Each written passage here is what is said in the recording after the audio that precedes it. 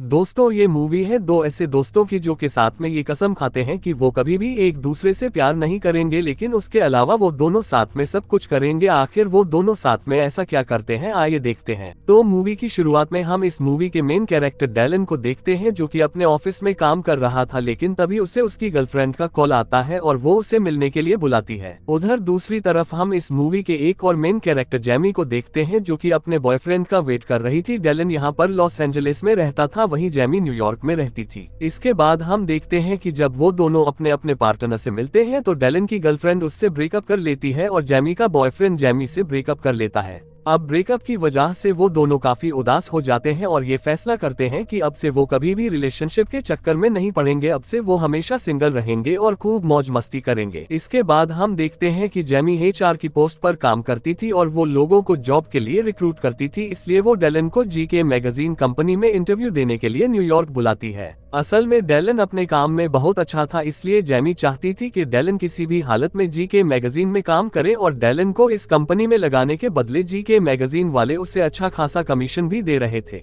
अब जैमी के बुलाने पर डैलन न्यूयॉर्क में आ जाता है। आगे जैमी डैलन को पिक करने के लिए एयरपोर्ट जाती है। फिर जब वो टैक्सी में बैठकर वापस जा रहे होते हैं तब डैलन जैमी से कहता है कि मुझे नहीं लगता कि मैं इस कंपनी में काम करने के काबिल हूँ। इस पर जैमी उससे कहती है कि तुम अपने काम में बहुत अच्छे हो और तुम इस इंटरव्यू को भी आसानी से पास कर लोगे। अब जैमी के इतना समझाने पर डैलन इंटरव्यू देने के लिए मान जाता है और इंटरव्यू देने के बाद उसे उस कंपनी में जॉब भी मिल जाती है। लेकिन जॉब मिलने के बाद भी डैलन को कुछ अच्छा नहीं लग रहा था और वो जैमी से कहता है कि एक जॉब की वजह से वो अपनी लाइफ को बदल नहीं सकता। असल में डैलन को न्यूयॉर्क शहर कुछ खास पसंद नहीं आ रहा था, लेकिन जैमी को डैलन को यहाँ पर कैसे भी करके रोकना था, इसलिए वो डैलन को अपने साथ लेकर जाती है और उसे न्यूयॉर्क की सबसे अच्छी जगह दिखाती है। अब डैलन भी ये देखकर बहुत खुश होता है, क्योंकि ये शहर उससे काफी अलग था जो उसने टीवी पर देखा था, इसलिए वो उस कंपनी में काम करने के लिए मान जाता है। अगले दिन डैलन और जैमी लंच करने के लिए बाहर जाते हैं और यहाँ पर वो दोनों एक दूसरे को अपनी ब्रेकअप स्टोरी के बारे में बताने लगते हैं। इसके बाद जैमी डैलन को रात को अपने घर पर एक पार्टी में इनवाइट करती है। फिर डैलन रात को जैमी के घर पर जाता है और वो दोनों पार्टी में काफी एंजॉय करते हैं। अब धीरे धीरे जैमी और डैलन एक दूसरे के नजदीक आते जाते हैं और उनकी दोस्ती भी गहरी होती जाती है। फिर एक दिन जब दोनों टीवी पर मूवी देख रहे थे तब जैमी डैलन से कहती है कि काश मेरी जिंदगी इन टीवी एक्ट्रेस की तरह होती तो कितना अच्छा होता, कोई तो होता जो मुझसे बहुत प्यार करता और जब मैं उदास होती तो शाही घोड़े पर बैठकर मेरे लिए कोई राजकुमार आता और प्यार से मुझे मनाता। इस पर डैलन उससे कहता है कि ये सब फिल्मों में ही होता है और असल जिंदगी में इसका कोई मतलब नहीं है। फिर वो दोनों आपस में इंटीमेट वाली बातें करने लग जाते हैं और फिर डैलन जैमी से कहता है कि इंटीमेट होना एक टेनिस मैच जैसा है, बस खेलो, एंजॉय करो और निकल जाओ। तभी डैलन के दिमाग में एक आइडिया आता है और वो जैमी को अपने साथ एक टेनिस मैच खेलने को कहता है। इस पर जैमी उससे कहती है कि वो उसे इस नजर से नहीं देखती। तभी डैलन उससे कहता है कि मैं भी तो तुमको उस नजर से नहीं देखता हूँ, हम तो बस अपनी मौज मस्ती करेंगे और हम दोनों के बीच में किसी तरह का इमोशनल ड्रामा भी नहीं होगा। अब ये आइडिया जैमी को भी पसंद आता है, जिसके बाद दोनों बाइबल पर हाथ रखकर कसम खाते हैं कि वो सिर्फ दोस्त रहेंगे और कभी भी एक दूसरे से प्यार नहीं करेंगे। अब क्योंकि उन दोनों के बीच में सभी चीजें क्लियर हो गई थी, जिसके बाद वो दोनों टेनिस मैच खेलना शुरू कर देते हैं।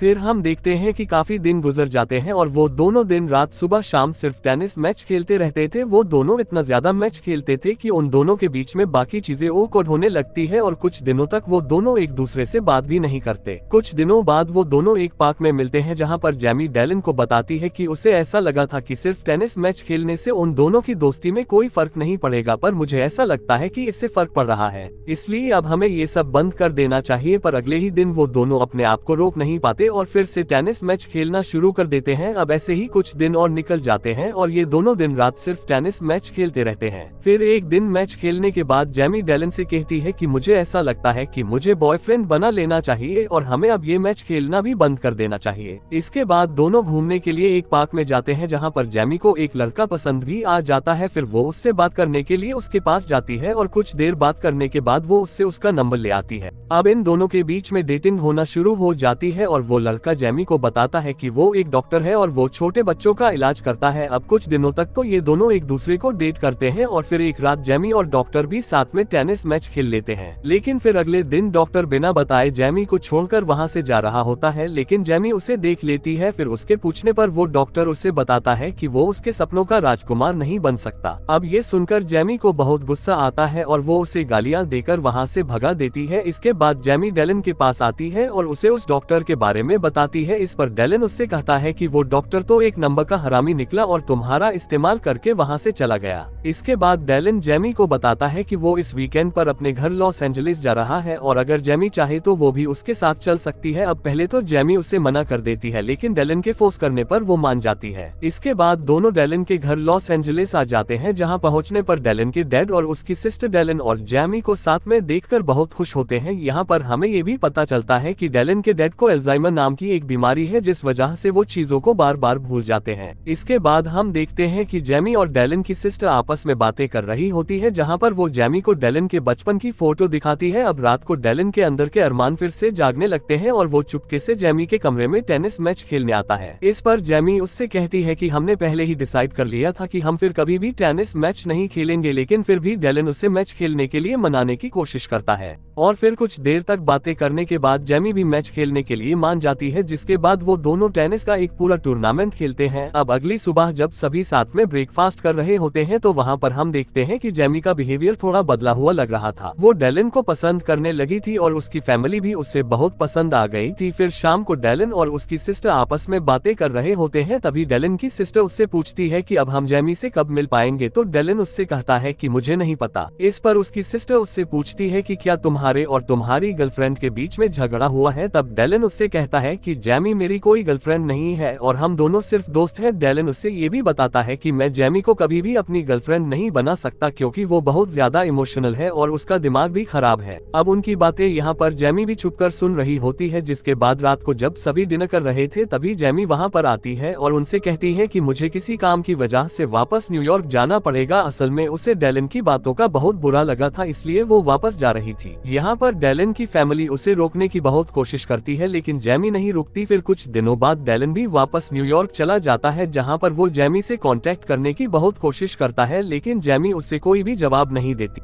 फिर कुछ दिनों बाद डेलन फिर से जेमी को कांटेक्ट करने की कोशिश करता है, लेकिन जेमी अभी भी उसे कोई जवाब नहीं देती। तभी डेलन को याद आता है कि शायद जेमी अपनी फेवरेट जगह पर हो सकती है और फिर जब वो उस जगह पर जाता है तो उसे वहाँ पर जेमी अकेले बैठी हुई मिलती है। फिर डेलन जेमी से माफी मांगता है तो जेमी उससे कहती है कि तुम एक अच्छे दोस्त नहीं हो सकते, क्योंकि दोस्त कभी भी एक दूसरे की बुराई नहीं करते। अब यहाँ पर उन दोनों के बीच में बहस हो जाती है और वो दोनों अलग हो जाते हैं। फिर इसके कुछ दिनों बाद हम देखते हैं कि जेमी की मॉम उससे समझा रही होती है कि जो गलती मैंने करी वो गलती वो कभी ना करे। जेमी की मॉम उससे कहती है कि मेरी जिंदगी में बहुत लड़के आए, लेकिन तुम्हारे डैड उनमें सबसे अच्छे थे, पर मैंने ये बात समझने में बहुत देर कर दी। लेकिन तुम ये गलती कभी मत करना, नहीं तो तुम भी मेरे जैसी अकेली रह जाओगी। दूसरी तरफ अगले दिन डेलन अपने डैड को एयरपोर्ट पर पिक करने आता है, जो कि उसके घर पर कुछ दिनों के लिए रहने आए थे। यहाँ पर उसके डैड भी उससे बताते हैं कि जब मैं नेवी में था तो मेरी जिंदगी में एक लड़की आई जो मुझसे बहुत प्यार करती थी, लेकिन मैं कभी भी उसके प्यार को समझ नहीं पाया और जब मुझे वो बात समझ में आई तब तक बहुत देर हो चुकी थी। काश मैं भी तुम्हारी उम्र में अपने प्यार को समझ पाता। अब ये सुनकर डेलन को भी जेमी की याद आने लगती है, जो कि उससे बहुत प्यार करती थी, लेकिन डेलन ने अपने ईगो की वजह से जेमी को कभी भी नहीं अपनाया। इस पर उसके डैड उससे कहते हैं कि अगर तुम्हारे प्यार में थोड़ी सी भी सच्चाई है तो जाकर अपने प्यार को बचा लो, उसे खत्म मत होने दो। अब ये सुनकर डेलन अपने डैड को घर छोड़ देता है और अपने मिशन को पूरा करने के लिए निकल जाता है। वहीं दूसरी तरफ हम जेमी को देखते हैं, जो कि अपनी मॉम से बात कर रही थी, क्योंकि उसकी मॉम ने उसे एक जगह पर मिलने के लिए बुलाया था। जेमी अपनी मॉम से पूछती है कि आप कहाँ पर हो, तो उस पर उसकी मॉम कहती है कि वो वहाँ पर टाई पहने हुए लड़के के पास खड़ी है। अब जेमी उनको ढूंढ ही रही होती है, पर तभी वहाँ पर सभी लोग डांस करने लग जाते हैं। इसके बाद उसे वहाँ पर डेलन दिखाई देता है, जो कि उसके पास आकर उससे माफी मांगता है। वो उससे कहता है कि वो उसे बहुत मिस कर रहा था और अब वो उससे बहुत प्यार करने लगा है। इसके बाद वो जेमी को घुटनों पर बैठकर प्रपोज करता है, जिस पर जेमी भी मान जाती है और फिर वो दोनों एक दूसरे को किस करते हैं। इसके बाद दोनों साथ में डेट पर जाते हैं और ये उनके रिलेशनशिप की पहली डेट होती है। और दोस्तों, इसी के साथ ही ये मूवी यहीं पर खत्म हो जाती है।